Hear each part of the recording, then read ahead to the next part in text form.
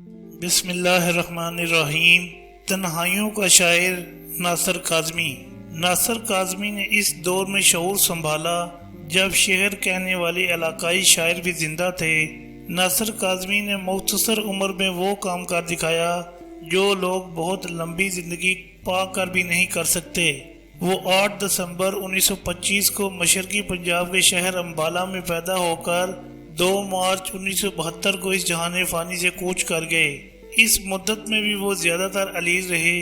ناصر کاظمی کا کمال میر تقی میر سے الگ تھا، گو انہیں میر کے سلسلے سے جوڑا جاتا ہے اور یہ ٹھیک بھی ہے، لیکن اگر میر اپنے رنگ کے موجد تھے تو ناصر کاظمی اس سلسلے کی انتہائی توانا آواز تھے۔ ان کا کمال یہ تھا کہ انہوں نے اداسی کو آواز دی۔ وہ تنہا تھے، ہر شاعر کی طرح بالکل اکیلے۔ انہوں نے تنہا تپسیا کی اور تنہائی کی چادر اوڑھ کر ابدی نیند سو گئے۔ اس دوران انہوں نے زبان کو خوب مالا مال کیا۔ شاعری کا درد سے گہرا رشتہ ہے۔ ناصر نے بھی آفاقی غم کو ذاتی غم بنا کر آفاقی کر دیا اور خوب شاعری کی۔ وہ پیدائشی شاعر تھے اور قدرت نے ان کو اسی کام کے لیے چن لیا تھا۔ ان کا پورا نام ناصر رضا کاظمی تھا۔ شاعر اور ہر تخلیق کار وہی زندہ رہتا ہے جس میں انفرادیت ہو۔ یہی وجہ ہے کہ ناصر کاظمی زندہ ہیں۔ انہوں نے نظمیں بھی لکھیں لیکن وہ ان کی غزل کی طرح مقبول نہیں ہوئیں۔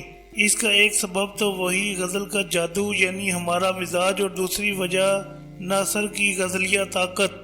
تیرا کیا کام تھا یہاں ناصر، تو بھلا اس نگر میں کیوں آیا؟ ناصر کاظمی ہر شاعر کی طرح تھے، لیکن انہوں نے چھوٹی ملازمتیں بہت کیں جو ہر شاعر نے نہیں کی۔ انہوں نے کسی سے اپنی بیکاری کا جواز پیش کرتے ہوئے کہا کہ میر اور غالب نے کون سی نوکریاں کی جو ہم کر لیں؟ ان صاحب نے کہا انہوں نے تو بہت سخت نوکریاں کی، دربار کی ملازمت سے زیادہ سخت نوکری کیا ہوگی؟ پھر ان کا درد بھی مختلف تھا۔ ناصر کاظمی بہرحال ذمہ دار فرد بھی تھے۔ بھلا کیسے ممکن ہے کہ ایک جانب تو شاعری میں بلند و بانگ دعوے کیے جائیں اور عملی زندگی میں بیوی بچے والدین زندگی کی نعمتوں کو ترس رہے ہوں؟ ناصر کاظمی نے ایک جریدے کی ادارت بھی کی اور ریڈیو کی نوکری بھی کی تاکہ زندگی کا بوجھ ڈھو سکیں۔ جب سے انسان زیادہ ترقی یافتہ ہوا ہے، شاعری کا چلن کم ہوتا جا رہا ہے۔ یہ پسماندہ ممالک کی ہو کر رہ گئی ہے۔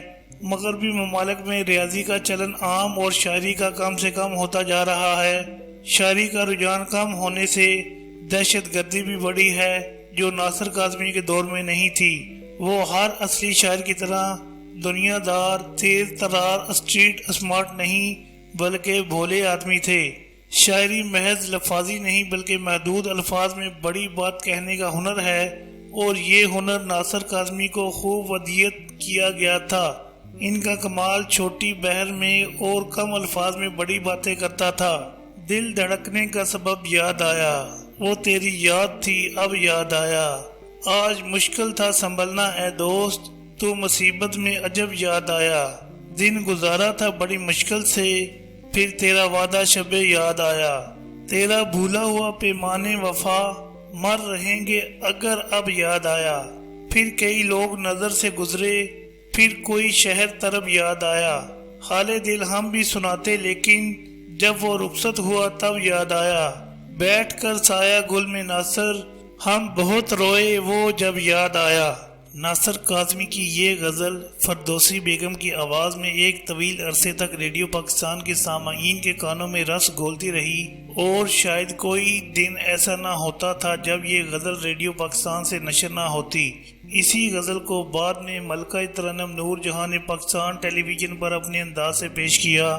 ناصر کاظمی کم الفاظ میں بڑی بات کہنے کے بادشاہ تھے جس نے انہیں دوام بخشا۔ انہوں نے کم عمر دیکھی لیکن کلام کا ڈھیر لگا دیا۔ یہ درست ہے کہ شاعر پیدائشی ہوتا ہے، بنایا نہیں جا سکتا۔ سہولت کے ساتھ بڑی بات کہہ دینا ان کا کمال تھا جو میر تقی میر کے بعد انہیں حاصل ہوا۔ گو انہوں نے میر سے مختلف دور پایا، لیکن وہی اداسی، تنہائی اور اکیلا پن ان کے بھی حصے میں آیا۔ یہ ان کی شخصیت سے پھوٹنے والی کونپلیں تھیں جو گھنے درخت میں تبدیل ہو گئیں۔ وہ ایک پیدائشی شاعر تھے، کسی جبر سے شاعر نہیں بنے تھے، اور پیدائشی شاعر ایسا ہی ہوتا ہے، ایک تو وہ حساس ہوتا ہے، اوپر سے زمانے کے دکھ اس کو مار دیتے ہیں۔ ناصر کاظمی کو زمانے کے دکھ بھی ملے جو انہوں نے اپنی جھولی میں بھر لیے کہ وقت آنے پر انہیں شاعری میں ڈھالا جا سکے۔ آج تجھے کیوں چپ سی لگی ہے، کچھ تو بتا کیا بات ہوئی ہے، کیوں نہ سرسبز ہو ہماری غزل، ہونے دل سے لکھی ہے ساری غزل، غم جس کی مزدوری ہو جلد گرے گی وہ دیوار، ویران پڑا ہے شہر ناصر، وہ لوگ کہاں گئے نہ جانے، سو گئی شہر کی ہر ایک گلی، اب تو آ جا کے رات بھیگ چلی۔